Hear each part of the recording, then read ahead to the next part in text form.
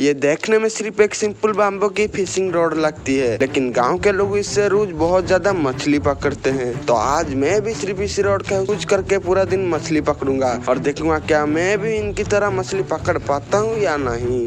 दोस्तों अब मैं इसी बाम्बू के मैं इसी फिशिंग होक को अटैच कर दिया है और मुझे एक तालाब ढूंढना पड़ेगा जहाँ पर मैं इजिली मछली पकड़ सकूं। मैं फटाफट निकल गया तालाब ढूंढने, लेकिन मैं सोचा नहीं था कि तालाब ढूंढने के वक्त मुझे कुछ ऐसे चीज देखने को मिलेगा। दोस्तों मैं अभी तालाब की ओर जा रहा था तो मुझे रास्ते में एक सांप मिल चुका है। मैं अभी उस सांप को आप लोग को दिखा रहा हूँ यहाँ पर। भाई मुझे बहुत ज़्यादा डर लग रहा है। तो ये देखो आप लोग इधर है, ये देखो।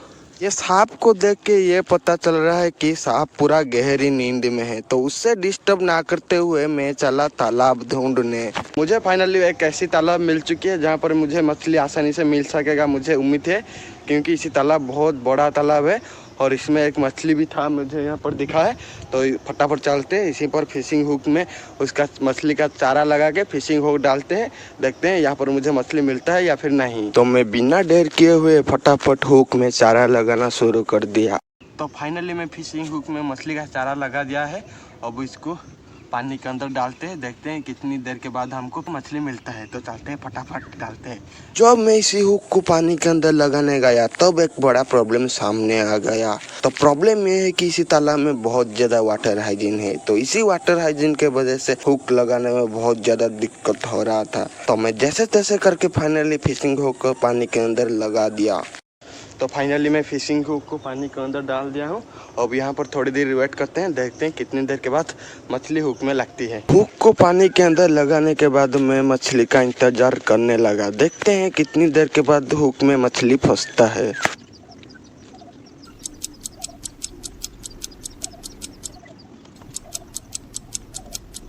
मुझे फिशिंग हुक लगाने से 10 से 15 मिनट हो चुका है।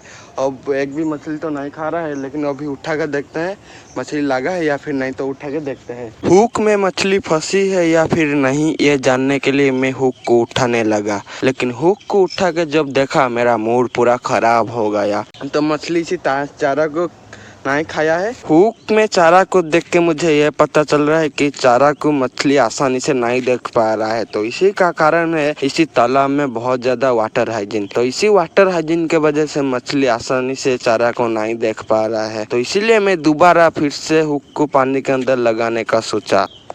तो दोस्तों मैं यहाँ से 2 बार फिशिंग हुक को डाल चुका हूँ, लेकिन मछली अभी तक फिशिंग हुक को नहीं खा रहा है। तो शायद यहाँ पर मुझे लगता है कि मछली है, लेकिन इसी वाटर हाइजीन के वजह से मछली आसानी से हुक को नहीं देख पा रहा है। तो इसीलिए मैं सारी सामान को वापस लेकर दूसरा तालाब ढूंढने निकल गया। इसी बार मुझे एक ऐसा तालाब ढूंढना होगा जहाँ पर बिल्कुल वाटर हाइजीन ना हो और पानी पूरी तरह साफ हो। तो मुझे मेरी मुताबिक अनुसार मुझे एक तालाब मिल चुका है जहाँ पर वाटर हाइजीन भी बहुत कम है और मछली मिलने का संभावना बहुत ज़्यादा है। तो चलते हैं यहीं पर फिशिंग हुक को डालते हैं। मुझे इसी तालाब को देखकर ऐसा लग रहा है कि शायद मुझे यहाँ पर मछली मिल सकेगा, तो इसीलिए मेरा काम और भी ज़्यादा तेज हो गया। तो दोस्तों फाइनली फिशिंग हुक में चारा लगा दिया है। अब इसको पानी के अंदर डालते हैं, देखते हैं यहाँ पर अच्छी फिशिंग मिलता है या फिर नहीं। तो ये गाइस फिशिंग हुक को पानी के अंदर डाल के मैं थोड़ी देर के लिए रेस्ट कर रहा था, लेकिन तब अचानक फिशिंग का हुक हिलने लगा। तो दोस्तों ये आप लोग देखो, ये देखो कौन सा मछली इसको खाने को चारे को खा रहा है। इसी हुक को हिलते हुए देख के मुझे ये लग रहा है कि यहाँ पर थोड़ी देर हुक लगाने से मुझे मछली मिल सकेगा। जब मैं पानी के अंदर फिशिंग हुक को उठा के देखा तो पूरा शक रह गया, पूरा चारा को ही खत्म कर दिया है। पहली बार तो मछली हुक से चारा को खाकर चला गया, इसलिए मैं दोबारा हुक में चारा लगा के पानी के अंदर डालने लगा। तो देखते हैं इसी बार मछली फंसती है या नहीं। दोस्तों खा रहा है।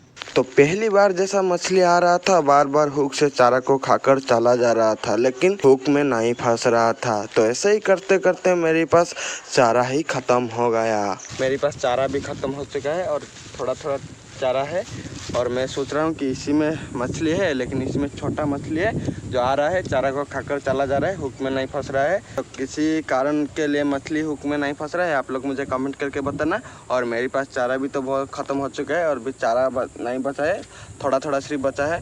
तो एक भी मछली मैं नहीं पकड़ पाया हूँ। तो अभी चलते हैं घर की ओर और टाइम भी लगभग अब बहुत देर हो चुकी है और मुझे प्यास भी बहुत तेजी से लगा है।